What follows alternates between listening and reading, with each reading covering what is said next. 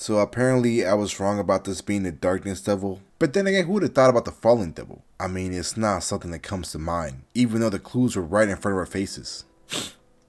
Yeah, looking back at it, I should have noticed that. But enough of that, let's talk about the chapter. So the chapter starts off by Yor running from the devil. And we see this same devil pick up a girl's body, and if this girl didn't die from that fall, she's definitely dead now, I can tell you that. There's no coming back from that. So it takes this girl's head, and it doesn't really get attached to the body. It's kind of like held together by these arms. And she can also speak. She talks about how indecent she is right now because she's naked. And also, remember last chapter how I said she had like nice titties and shit? I want to take that back.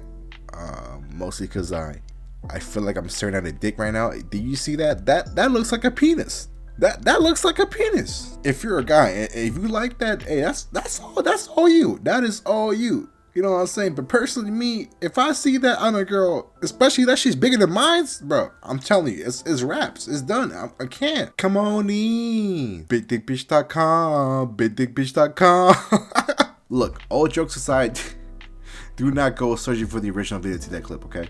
And trust me, you guys are better off not knowing the full video, alright? You guys got it? Okay.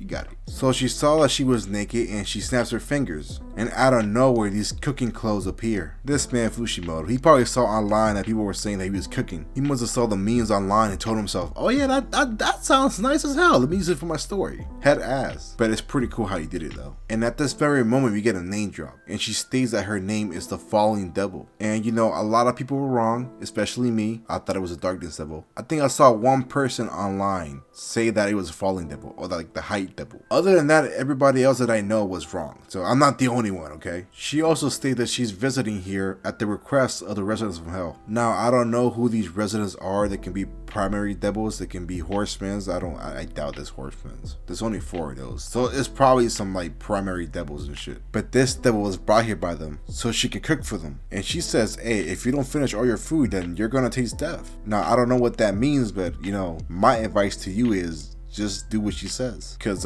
you know, death doesn't sound very tasty. So when Yor is busy running away, it got confirmed that this devil is messing with Asa's feelings, making her feel all depressed and everything. I mean, we already kind of knew that, but now it just got confirmed. Apparently, Asa's better at making stronger weapons than Yor. Like, I knew she was more creative, but I didn't know she was better at making weapons. I mean, damn, Yor, you're being outshined by the autistic kid. That's crazy. So the fallen devil ends up clapping her hands to prepare this. I don't even know how to pronounce that. What is that? I'm assuming that's French. I don't know. But when she claps her hand, we get an Asa flashback. And I knew there was more to her character. I just knew it. Now I'm glad we finally got it. So we see her at this orphanage shelter. Oh my god, I can't even speak. So we see her at this orphanage. So we can already tell that this was like a few weeks or a few days after like the incident happened with her mom. But she's hanging around her cat, the same cat that she saved during that whole, you know, incident. And we see this woman approach her. I'm guessing it's a nanny, because she looks a lot older than anybody else there. And she ends up telling Asa like, yo, I got a friend who has a whole bunch of cats. I think it's better off to leave your cat with them, because she would be a lot happier around other cats. And at first, Asa's not budging at all. She doesn't care. She's like, what? Then the lady goes on to explain that there's a few kids who are allergic to that cat, and that it's unhealthy for her to depend on that cat too much. And the reason why she doesn't really get along with people or have that many friends is because she's always depending on that cat. And you know, we see Asa still not go along with this plan. She's like, heck no, this is my cat. And bro, I hate this lady, bro. She just goes like, oh yeah, but look, oh, familia, oh, family unity. Parents got killed by devil. Feel bad for us. I'm like, bro, shut up. I'm just playing. Kill yourself.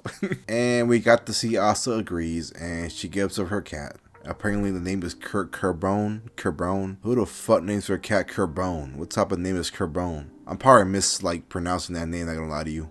Kerbone. Man, just look at this lady's face, bro. Look at her smile. I just wanna punch her in the So it's late at night, and we see this kid trying to talk to Asa while she's asleep. He's like, psst, hey, you asleep? She's like, oh, yeah, what you want? She's like, hey, where's your cat at? And she's like, what you mean? Well, like, hey, I don't mean to alarm you, but we saw a cat just like yours at the bottom of the lake. Then we see this bitch ass lady walk through the front of the door talking about some bedtime. And of course my girl Asa's like, hey yo, where the fuck my cat at? This lady with a stone cold face talking about some, yo, everybody here has lost their family. It's not fair to you to have this cat around. I'm like, yo, this bitch, what the fuck? Yo, if I was Asta, yo, I'm scrapping. I'm getting thrown out the orphanage. I'm smacking the fuck out you, bro. Like, you cannot let that shit slide. They gonna think you sweet out here, bro. Like, oh my goodness, bro. If I was her, oh my god.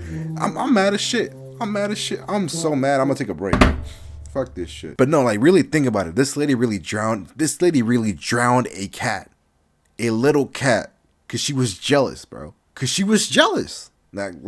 Like that's crazy, bro. Like, I'll be damned. Then we see her snap out of her dream, or I think her flashback or dream. I don't know what you want to call it. We see her snap out of it, but this time she's hanging from a pole. Bet she's hanging, falling backwards. Now this panel just looks fly as hell. It's a fly ass panel. You know, I definitely had to change my wallpaper. This is my wallpaper now. Then after that, we start seeing multiple people start flying in the air. So apparently this devil's power, the falling devil, works by basically taking these people's traumas and using them against them. So basically, if you have pretty bad trauma, you're most likely ending up in this fucking door. That's crazy. Like, imagine getting off a 9-to-5 job, right? You're excited to go home, only to be thrown into hell. Like,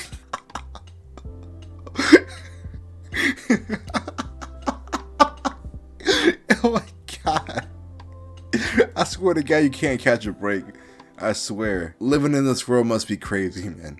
Holy snap. So we see Asta hanging out for dear life. And that's when Yor pops up. Because remember, she can't enter her body if she's afraid. So she's asking Asta to calm down. Now, if you ask me, this is a perfect time for Denji to walk in, or Yoshida, but mostly Denji. Mostly because we know that Denji has a whole bunch of traumas, but we also know that Denji isn't really your average Joe. He deals with his trauma a lot more differently than the average person. A lot more differently. So who knows, maybe this power doesn't really affect them at all. But at the end of the day, this is my prediction. And honestly, this was a good chapter. I loved it. It made me mad, and it made me want to read more, so I can't wait for the next chapter, even though we have to wait 2 weeks. Other than that, it's your boy Kike. I'm out. What's the point of crying if it wasn't even love? Did you ever love me? Was it ever good enough? Hey, that boy's a liar. That boy's a liar.